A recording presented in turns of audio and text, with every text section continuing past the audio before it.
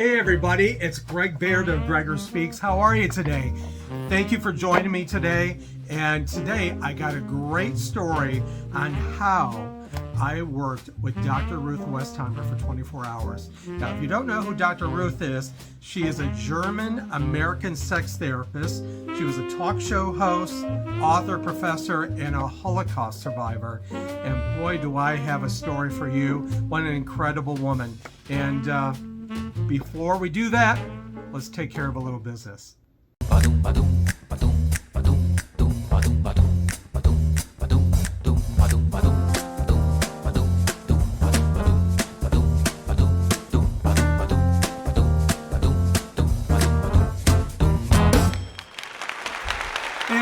Thank you for joining me today. And before I begin, I need to give you a little backstory on how I met Dr. Ruth Westheimer, and it's pretty fascinating. So when I was a young kid, I grew up in a small town in Emily City, Michigan, and population was, I'm guessing, was like maybe around 3,000 to 5,000 people. I'm not really sure, but living in a very conservative household. And many of you may know of Dr. Ruth from a long time ago because she was on AM radio and she used to run or used to facilitate a program out of a New York broadcasting station called Sexually Speaking with Dr. Ruth.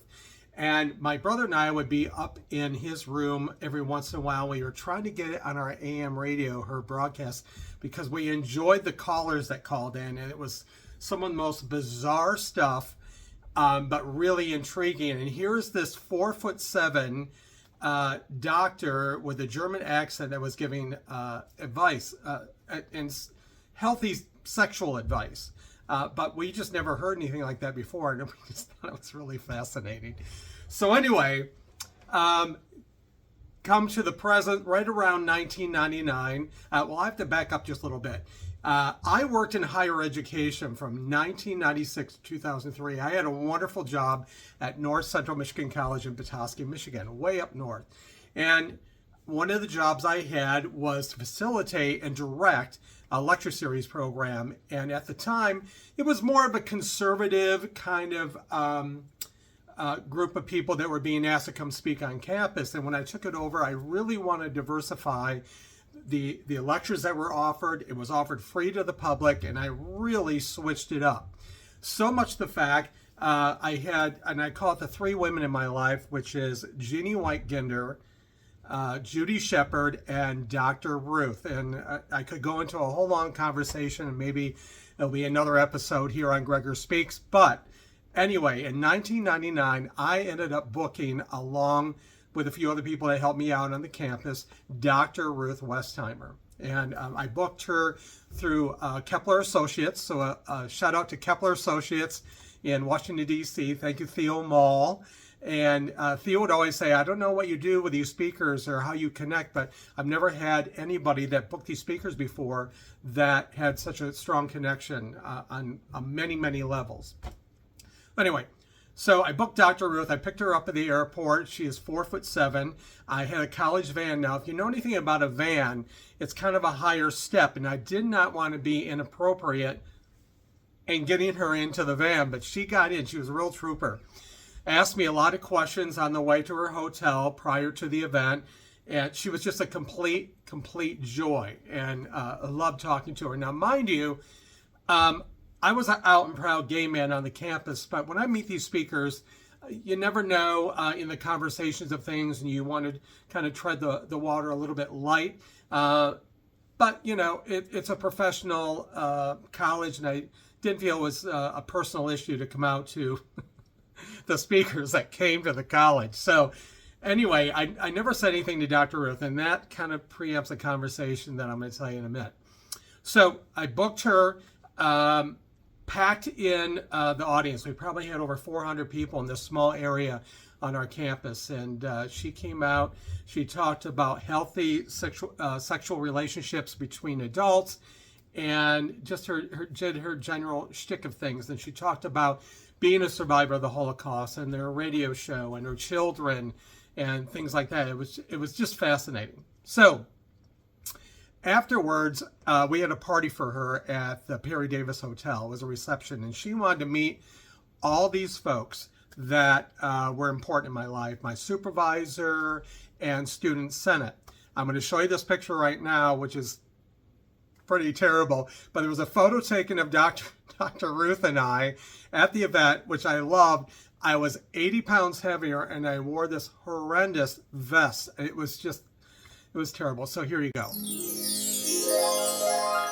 Yeah. So anyway, that's what I wore, and I was a big boy back in the day.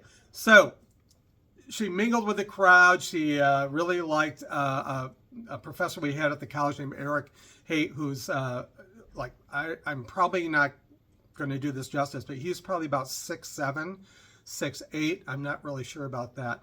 But anyway, she worked the room. So the next morning I had to pick her up and take her back to this small airport in northern Michigan called Pellston Airport. And mind you, this lecture was in December of that year. So I think it was just before the students were to go on break. It wasn't too close. But what I loved about the event is every time we had an event, and it was the newspaper, the Petoskey News Review, my president of the college, Bob, would always clip out the photograph and the article from the front page because it was above the fold of the paper, which is very important.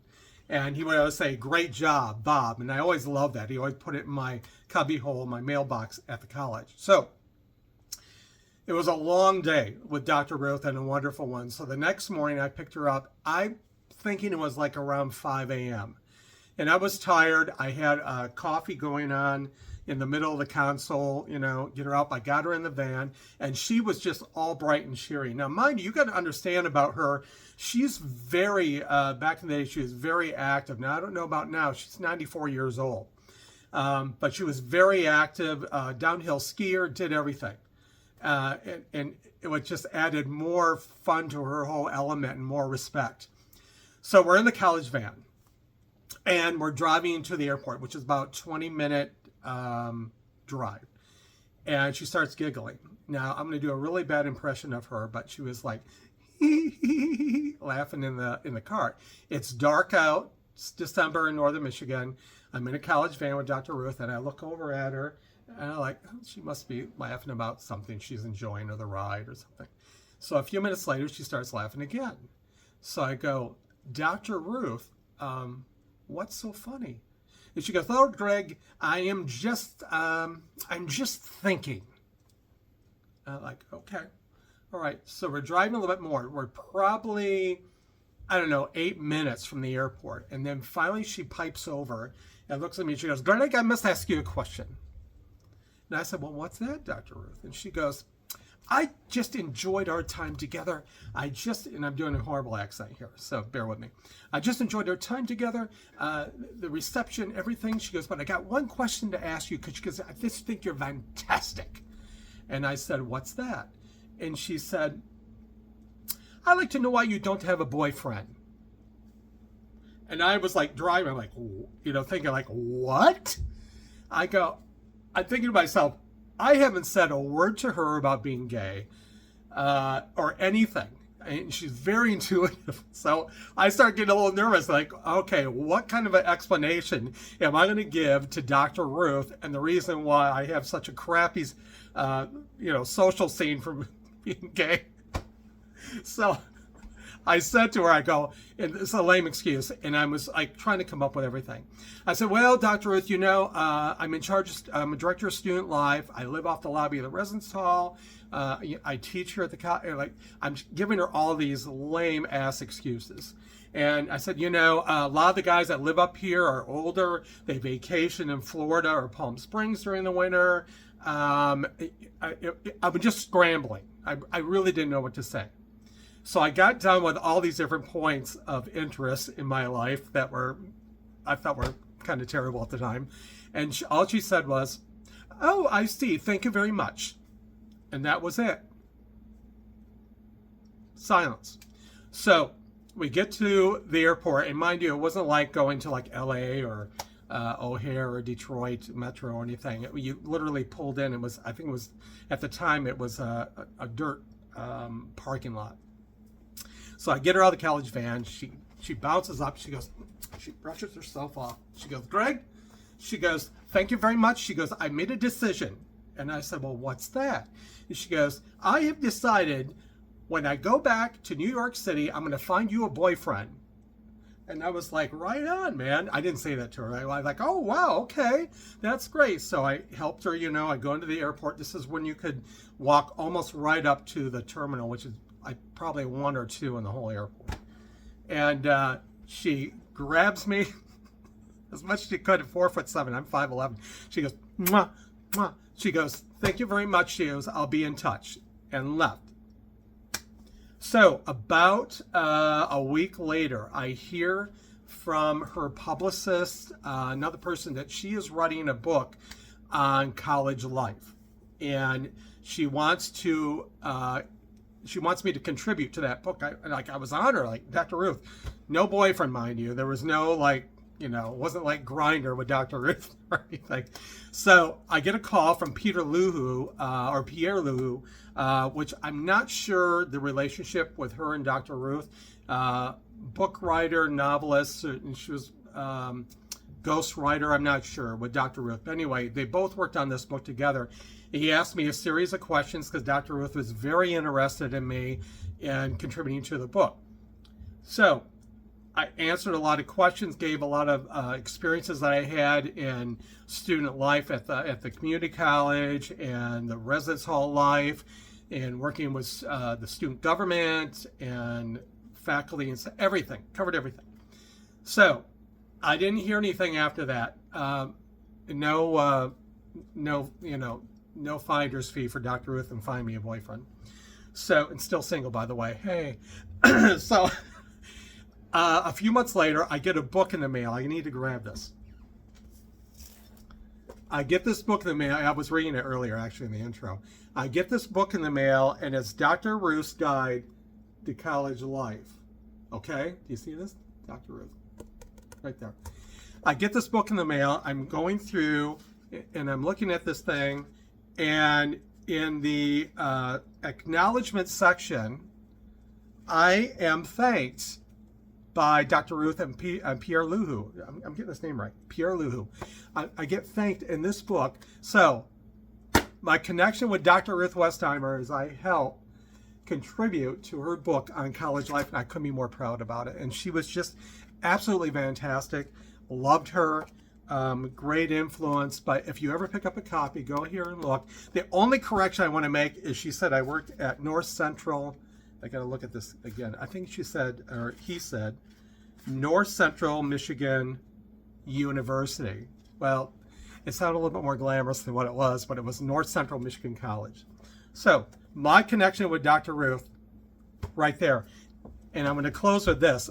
My brother, who is gay also, when this all happened, I called him on the phone. And I told him about Dr. Ruth wanting to go to New York City and find me a boyfriend. And my brother, who's got a really great, dry sense of humor, said to me, oh, Greg, that's fantastic. Now you have Dr. Ruth pimping for you. Hysterical. So it was a complete blessing working on the lecture series at North Central Michigan College. You can see some of the posters in the background here. And I worked with... I got to look around here. I worked with James Earl Jones, Bruce Campbell, Dr. Ruth, of course, Jeff Corbin, Ed and Lorraine Warren, who were the ghost hunters, all sorts of people. So maybe one of these days I'll do another edition of somebody I met and connected with, but it was a complete joy. And a thanks to Theo Mall of Kepler Associates for helping me book Dr. Ruth. But excuse me, I follow her to the day. Again, she's 94 years old, and there was a movie made about her called Love Dr. Ruth or something of the sort. So if you want to look that up, it was a great documentary about her life and what she does. But a lot of respect for Dr. Ruth. Thank you for listening. Don't forget to hit the thumbs up and the subscribe. I'd like to have those subscribers out there. And of course, I will see all of you next week. Have a great week ahead. Mwah.